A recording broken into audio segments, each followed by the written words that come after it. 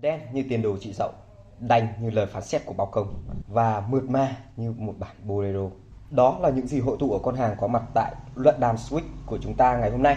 Arco CS Jelly Black.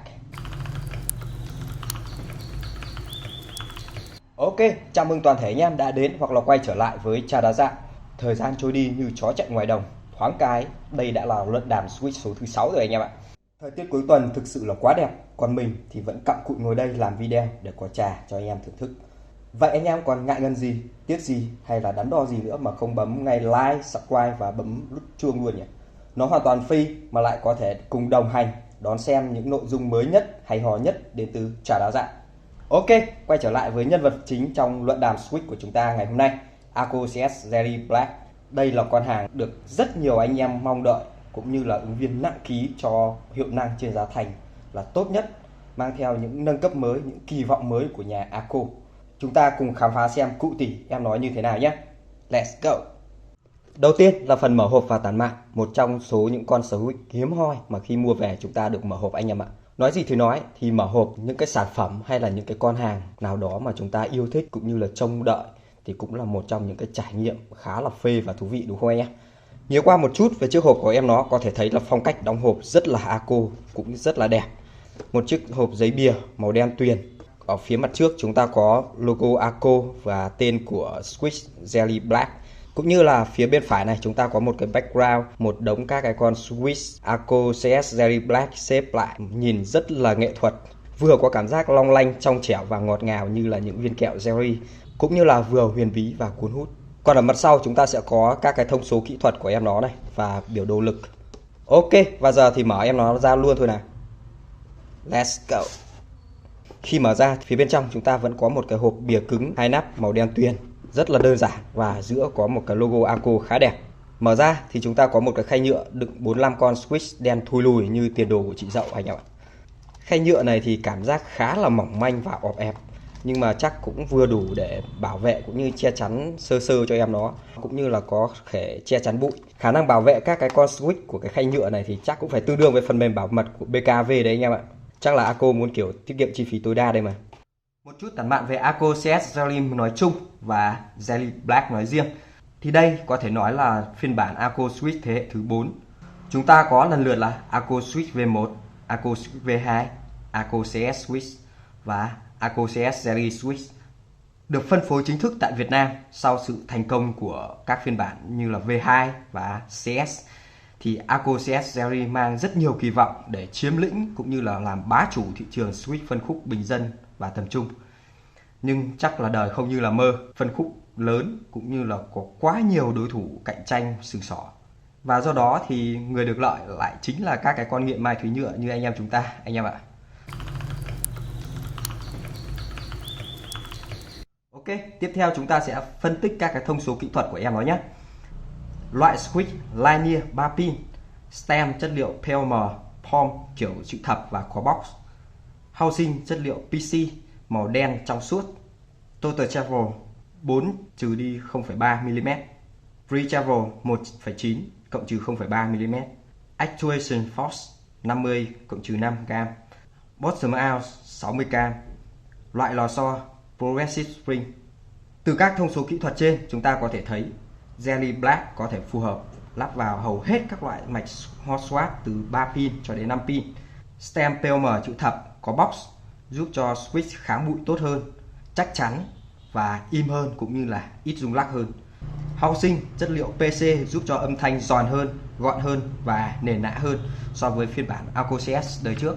Housing màu đen trong suốt cho khả năng xuyên LED, nhưng ánh LED mà qua housing này thì sẽ như kiểu ánh trăng rằm ban đêm ấy anh em ạ.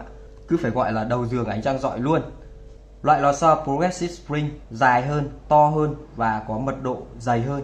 Cái điều này sẽ giúp cho cái độ nảy từ bottom out nó sẽ tức thì hơn và nhanh hơn anh em ạ. Khá là thú vị. Về phần lực nhấn và hành trình nhấn, chúng ta có thể quan sát biểu đồ lực của em nó khá là tương đồng với Arco CS Matcha Green. Lực nhấn khởi điểm sẽ bắt đầu từ 40g, tăng tuyến tính dần theo cái hành trình nhấn, và lực tại điểm nhận lệnh Operating Force sẽ rơi vào khoảng 50g. Tại cuối hành trình nhấn, tức là sau khi chúng ta nhấn hết 4mm hành trình thì cái bottom out force sẽ là 60g. Đây có thể nói là lực nhấn rất là vừa tay, có thể phù hợp với rất nhiều dân chơi phím cơ, từ nam cho đến nữ, từ newbie cho đến những người dùng có kinh nghiệm. Hành trình nhấn của em nó cũng rất là sâu và đã. Với những thông số kỹ thuật như trên và mức giá khoảng 6.000 đồng trên một switch thì Ako Jerry Black sẽ là một ứng viên nặng ký cho vị trí switch linear quốc dân anh em ạ. Ok, sau khi mổ xẻ và phân tích các cái thông số kỹ thuật của em nó thì chúng ta sẽ đi vào chi tiết thiết kế cũng như là trải nghiệm sử dụng của em nó anh em nhé. Về thiết kế, quan sát chi tiết em Jerry Black này, chúng ta có thể thấy form thiết kế của em nó đã thay đổi so với phiên bản Ako CS đời trước. Housing có vài chi tiết khác biệt và đặc biệt là phần ghép nối giữa top housing và bottom housing này. Thay vì sử dụng 4 cái ngàm ở giữa hai cạnh như trước thì ở phiên bản này Jerry Black lại sử dụng 4 cái ngàm ở 4 cái góc. Kiểu ghép nối này khá giống với kiểu của Gateron anh em ạ. Không biết là do KTT cập nhật khuôn đúc mới hay là do Ako nghỉ chơi với KTT và bắt tay với các cái đối tác sản xuất khác. Cơ mà chất lượng và độ hoàn thiện thì vẫn rất là tốt nha anh em. Chúng ta có thể thấy các cái chi tiết được hoàn thiện khá là chính xác. Đặc biệt là phần ghép nối vẫn cực kỳ khít anh em ạ. Về những cái độ hoàn thiện cũng như là chi tiết như này thì Ako làm thực sự là tốt và ngon đúng không anh em? Cơ mà sẽ rất là khó khăn cho anh em nào mà thích chơi với phim nhé. Phim những cái con switch mà khít như này thì là cả một vấn đề đấy, rất là gian nan. Nhưng mà có một cái điều mình hơi lăn tăn một chút, đó là khi mà cầm cái em Switch Jerry Black này trên tay thì mình có cảm giác là em nó hơi nhẹ và giòn. Không biết đây là do Ako cố tình làm thế hay là tiết kiệm chi phí nên mới làm thế. Có một lần mình đã vô tình làm rơi em nó từ một cái độ cao khoảng hơn 1 mét và có một em đã bị dạn một chút ở cái phần top housing. Trong khi những cái con switch như kiểu KTT hay là những cái con Ako CS đời trước này thì mình làm rơi thoải mái, không thấy vấn đề gì luôn. Khá là sót anh em ạ. Nên là khi mà dùng các cái con Ako CS series đời mới này anh em phải cẩn thận nhé. Đừng có quăng quật va đập hay là làm rơi em nó. Cũng là do sự thay đổi về thiết kế housing nên là khi chúng ta mở em nó ra thì chúng ta sẽ phải cần cái switch opener kiểu 4 chân như này thay vì cái kiểu hai cạnh như trước anh em nhé. Ok, giờ chúng ta sẽ cùng mở em nó ra và khám phá nội thất bên trong em nó xem sao nhé. Ok, anh em có thể thấy nội thất của em nó này. Đầu tiên là bottom housing. So với phiên bản trước thì có cảm giác là nó sẽ hoàn thiện một cách tinh xảo hơn, nhìn kiểu bóng bẩy và các cái chi tiết nó làm nét hơn anh em ạ. Ngoài việc update về chất liệu polycarbonate thì đây cũng là một cái update khá là xịn sò nha anh em. Sự thay đổi tiếp theo chúng ta có thể thấy rất là rõ ở đây là phần lò xo. Anh em có thể thấy luôn là cái lò xo của em Jerry Black này to và dài hơn của em Ako CS đời trước rất là nhiều. Nó giống như là một cái vector tịnh tiến ấy. Nếu mà phóng to cái lò xo của Ako CS Matcha Green này lên theo một cái tỷ lệ nhất định thì nó sẽ trùng với cái lò xo của Jerry Black. Và cái sự thay đổi này sẽ mang đến cho Jerry Black cái khả năng phản hồi bottom out từ dưới lên tức thì hơn và nảy hơn anh em ạ. Cái điều này sẽ làm cho cái cảm giác nhấn phím của chúng ta trở nên thú vị hơn và đã hơn. Ok, còn phần top housing thì nó cũng tương tự như là bottom housing. Khác biệt chủ yếu là đến từ chất liệu và cái hình dạng thiết kế. Cái độ hoàn thiện của cái phần top housing này cũng khá là tinh xảo so với cái top housing bản cũ. Và cuối cùng là phần stem. Đây cũng là cái phần mà khác biệt. Đây cũng là một cái khác biệt rất là lớn giữa hai con CS đời trước và CS series. Anh em có thể thấy luôn là cái stem của phiên bản đời trước về tổng thể chiều dài thì nó sẽ dài hơn cái stem của CS series. Và ở đây anh em cũng có thể thấy mặc dù cái chân trụ của con stem của Ako CS Matcha Green này nó dài hơn, nhưng mà cái cạnh của nó lại ngắn hơn cạnh stem của Jerry Black. Vậy thì theo anh em Ako CS đời trước cái stem dài hơn, cái chân trụ sâu hơn thì nó có torque hơn so với em Jerry Black không nhá? Và anh em có thắc mắc tại sao Ako lại làm cái cạnh stem của các cái phiên bản CS series dài hơn và sâu hơn so với các cái phiên bản CS đời trước không? Nếu mà anh em thắc mắc và muốn tìm hiểu tại sao thì có thể comment xuống bên dưới, mình sẽ làm một cái video giải thích chi tiết về chất âm của switch cũng như là các cái yếu tố ảnh hưởng đến chất âm của switch anh em nhé. Và cuối cùng chúng ta sẽ đánh giá chi tiết em nó về mặt trải nghiệm sử dụng nha anh em. Đầu tiên sẽ là đánh giá về stem. Đó anh em có thể thấy là về stem thì em nó chỉ rung lắc một chút xíu theo chiều ngang. Theo chiều dọc thì gần như là im tuyệt đối anh em ạ. So với phiên bản Ako CS đời trước thì em nó làm cái stem này xuất sắc hơn một chút. Đúng kiểu đã im nay còn im hơn, đã chắc nay còn chắc hơn. Để mà đánh giá trên cái thang điểm 10 thì em Ako CS Matcha Green được 8 điểm. Thì em Jerry Black này thì phải được 9 điểm anh em ạ. Tiếp đến là trải nghiệm nhấn phím nha anh em.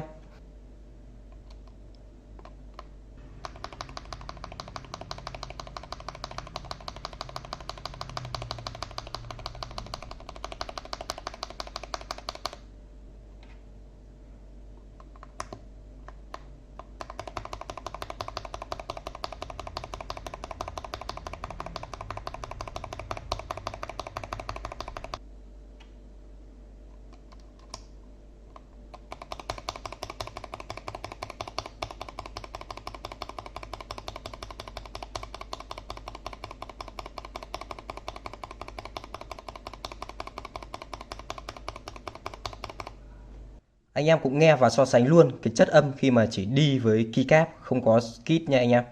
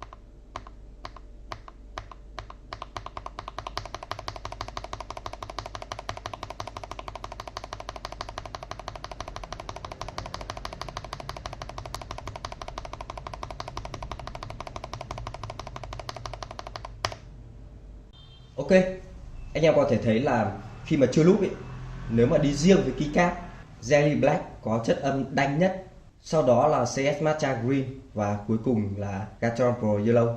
Nhưng mà cái chất âm của Jelly Black kiểu như là nó ít tạp âm hơn. Còn khi mà đi với cả kit nữa thì âm của Jelly Black lại ấm hơn âm của Aqua CS Matcha Green một chút.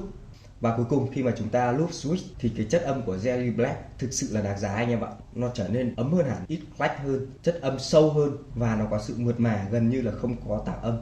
Ngoài ra thì Jelly Black cũng cho chúng ta cái trải nghiệm nhấn phím thực sự là phê. Kể cả khi là stock, cái độ mượt mà của em nó cũng rất là đáng nể, chỉ hơi khô một chút thôi. Cũng như là cái trải nghiệm của ngón tay trên toàn bộ hành trình nhấn. Và khi mà kết thúc bottom out, cái độ nảy, cái độ phản hồi từ bottom out trở lên cực kỳ là xuất sắc, rất là phê anh em ạ. Ok, cuối cùng sẽ là sound test nhé anh em. Và tiện thể cũng khoe với anh em luôn set keycap Blue Samurai Cherry Profile Clone khá là ngầu và đẹp.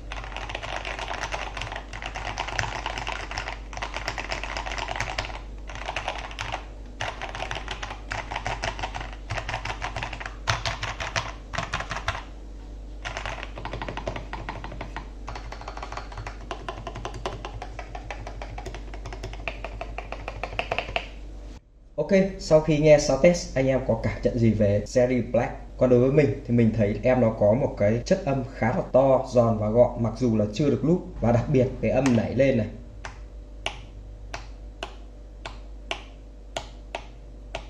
nó nảy rất là nhanh và mạnh. Và cái chất âm của nó rất là phê.